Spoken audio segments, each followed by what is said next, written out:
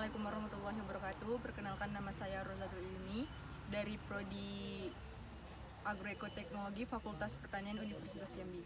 Di sini saya akan mewawancarai sebagai Pak Nazir sebagai pemilik atau wakil dari pemilik kebun ini. Perkenalkan, kami Rozatul Ilmi dari Universitas Jambi mau izin mewawancarai Bapak tentang penanaman sama pemeliharaan sawit. Boleh langsung, Pak? Silakan. Yang pertama tuh jenis atau bibit yang ditanam di tempat Bapak ini jenis apa ya, Pak? Kalau jenisnya itu tenera. Tenera itu hasil persilangan Duradili dengan Vesivera apros. Nah, itu menghasilkan tenera, namanya tenera. Itulah dari semua sumber benih 19 sumber benih itu namanya sama, tenera. Jenisnya tenera hasil persilangan itu. Terus juga, Pak, cara atau langkah pembibitannya di sini itu gimana ya, Pak?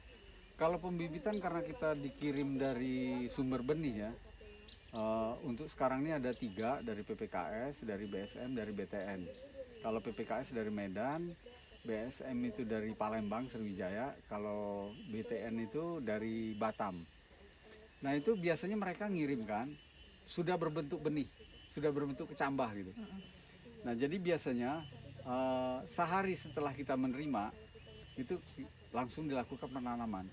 Karena polybed kecil itu yang free nursery itu biasanya udah dipersiapkan dulu. Biasanya itu 1 bulan sebelumnya udah dipersiapkan. Jadi tanahnya itu benar-benar sudah siap gitu. Nah, setelah benih itu masuk, itu biasanya ada pemisahan. Misalnya gini, benih itu kan ada yang tunggal, ada yang kembar 2, ada yang kembar 3. Nah, itu dipisah gitu. Jadi yang tunggal dipisah, kemudian yang kembar 2, kembar 3. Jadi dalam penanaman nanti dipisah semua. Gunanya gini, nanti setelah umur 3 bulan atau 2 bulan setengah, itu yang kembar itu dipecah, dipisah gitu. Nah, yang paling sulit itu biasanya kembarnya itu lebih dari 2. Misalnya kembar 3, itu biasanya satu bibit itu nggak punya akar sama sekali. Nah, yang nggak punya akar harus tetap nempel di biji. Nah, yang punya akar kita pisah. Nah, setelah kita pisah, itu kita tanam di tempat yang teduh. Tempat yang teduh, yang kembar ya. Setelah 1 bulan kemudian baru digabung dengan yang nggak kembar, yang tunggal. Oke ya, Pak. Terus, Pak, perlakuan tanah sebelum ditanam itu apakah dipupuk atau pembersihan lahan? Terus kalau emang dipupuk itu jenis pupuknya apa, Pak? Untuk tanah sebelum dilakukan penanaman itu biasanya kita campur tanah 5 bagian, pupuk kandang 1 bagian. Biasanya kita gunakan kotoran kambing atau kotoran ayam. Cuma kalau kotoran ayam itu ada prosesnya. Misalnya gini, setelah kita beli itu kita jemur sampai kering. Mungkin perlu waktu 3-4 hari. Setelah kering itu kita masukkan ke karung, disimpan selama 1 bulan. Nah, setelah 1 bulan itu baru kita campurkan ke media tanah. Jadi tanah 5 bagian, kotoran ayamnya 1 bagian. Nah, setelah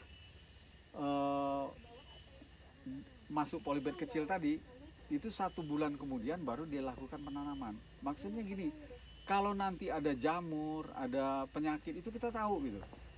Kadang-kadang kan di tanah ini tumbuh jamur atau apa gitu. Nah, itu juga dilakukan penyemprotan gitu, supaya tanahnya benar-benar steril. Terus, Pak, kalau untuk dosis pemupukan atau ininya, Pak, bagaimana, Pak? Kalau pemupukan setelah pindah ke main nursery ya, polybed besar, itu biasanya setelah umur 3 bulan. Jadi minimal tuh berdaun 3 sampai 5. Kita pindah ke polybed besar, kemudian 2 minggu berikutnya baru diadakan pemupukan pakai pupuk kimia. Misalnya urea gitu ya, itu 5 sampai 10 gram ukurannya. Kemudian setelah pemupukan itu 1 minggu berikutnya diadakan penyiangan, misal pencabutan rumput atau apa. Nah, kemudian 2 minggu setelah di hari yang pertama tadi itu pakai NPK, itu ukurannya sama. Berarti nggak boleh beda ya, Pak? Yang tadi urea, nah sekarang untuk 2 minggu berikutnya ini NPK. Nanti untuk minggu ketiga balik lagi ke urea. Jadi gitu terus sampai siap tanam. Terus Pak, waktu pemupukan yang baik tuh gimana Pak? Pemupukan yang terbaik itu pagi hari. Pagi hari sampai jam 11. Sampai jam 11. Kecuali kalau kemarinnya itu 2 hari berturut-turut hujan. Itu nggak apa-apa sampai sore karena tanahnya basah. Tapi kalau nggak hujan, sebaiknya itu pagi, biasanya itu jam 7 udah mulai pemupukan sampai jam 11. Atau jam 3 sampai sore, sampai jam 5. Iya, Pak. Terus Pak, pemeliharaan sama penyiangan dalam pengendalian hama itu yang dilakukan apa ya Pak? Untuk hama itu biasanya gini, itu jaraknya memang 2 minggu ya. Jadi setelah pemupukan itu jarak 1 minggu berikutnya, itu kan ada jarak, ada interval waktu. Itu biasanya disemprot pakai pertama fungisida, kemudian insektisida, kemudian pupuk daun, biasanya kita pakai bivolan atau gandasil, kemudian pakai perekat. Perekat itu fungsinya gini, kalau misalnya nanti kita nyemprot, ternyata belum sampai 2 jam hujan gitu. Kalau sempat hujan nggak pakai perekat itu kan mubazir. Nah yang kedua, daun sawit ini walau gimana pun ngandung minyak. Jadi kalau nggak pakai perekat dia lewat aja tuh. Nah di situ. Terus Pak, kalau bagian yang terserang hama itu gimana Pak cara pengendaliannya? Oh, itulah tadi yang saya bilang itu pakai pestisida dengan fungisida. Jadi itu untuk menghindari ulat itu. Ulat ini kan mungkin bisa dibawa lalat, bisa dibawa kupu-kupu, atau belalang gitu. Belalang itu kan menggerogoti daunnya. Jadi kalau nggak ada pestisida, itu daunnya habis dimakannya.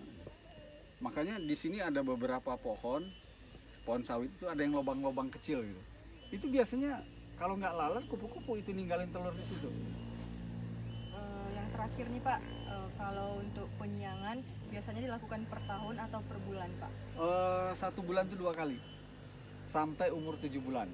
Nah jadi penyiangan itu 2 minggu sekali sampai umur 7 bulan berarti sekitar 14 kali lah sejak dari penanaman.